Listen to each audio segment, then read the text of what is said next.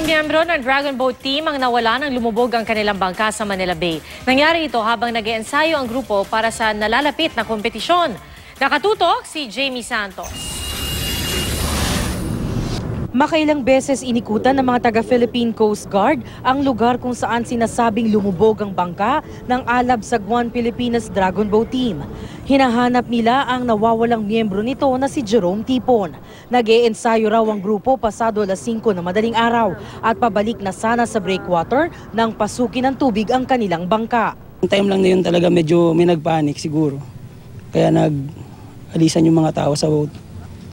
Tapos yun, ang bilis ng pangyayari. Naging alerto naman ng ibang kasamahan kaya nasagip ang lahat ng sakay ng bangka.